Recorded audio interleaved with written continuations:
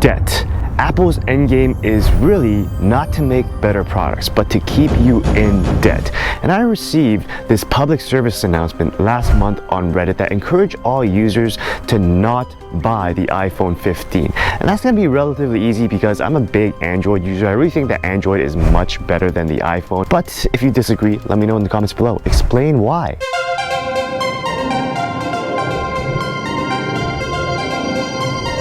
Recently, I watched a podcast, Diaries of a CEO, with Stephen Bartlett and Scott Galloway, and they talked about the idea of why people want to buy the latest model of anything. Let's say Rolexes, Gucci, Lambos, and it's all just a status game. Status is embedded in our DNA. I mean, if you think back to our caveman ancestor days, status meant being strong, being fast, being the chief's son, because with status, you can get away with a lot of things. I mean, how else can you spend $30,000 in 5 months on prostitutes linked to a human sex trafficking ring and not be in prison? But you know, this is not a story about Bunter Hyden. It's about Jim, who works a 9-to-5 job and has terrible luck with women. What is the problem? Is it his looks, his abs, his mansion that he doesn't have? And then he looks at Jacob, who doesn't seem to have trouble with women at all. I mean, going down to the bottom of it, we can't do much about our looks.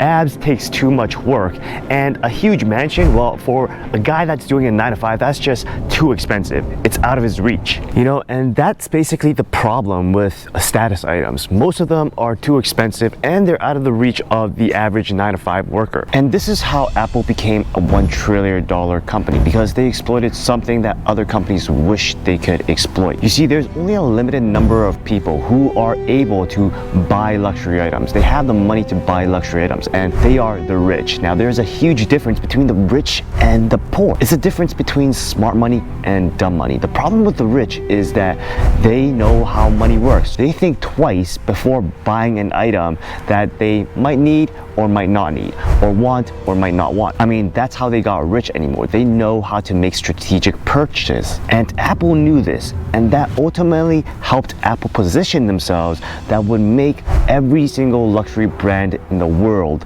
jealous. You know, Steve Jobs was a capitalist, and he had a vision, and many would think that Steve Jobs' vision was to make the best products. But in reality, Steve Jobs' vision was to keep his customers in debt by exploiting their desire for status. And that is one thing that Android phones will never have over iPhones, and that is being a status symbol. If you own the newest iPhone, then you are going to be seen as high status. And for the average 9-to-5er who is surrounded by people around his level, then if he got the newest iPhone, then he would be able to feel that he is of higher status compared to the peers around him. But Apple did not just stop there.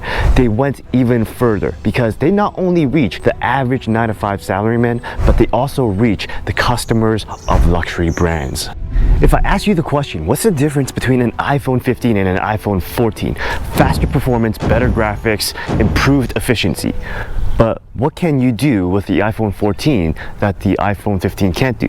Really nothing in between. I mean, they both can do calling, texting, they both can browse the internet, and they both can snap photos. So there really isn't much difference between the two. But the only difference is that the 15, you get higher perceived status than with the older 14. So you guys know by now that it is human nature to validate ourselves with status symbols. A friend of mine actually traded her 12 Pro for $830 of store credit. So when she bought her iPhone 15, which cost $1,100, I mean, do the math, and it's gonna end up as $270. She's gonna go $270 in debt to do the things that she could already do, which is to text, to call, to browse the internet, and to take photos. So, did you guys get a new iPhone 15? And if so, how much more debt did it cost you? Comment below.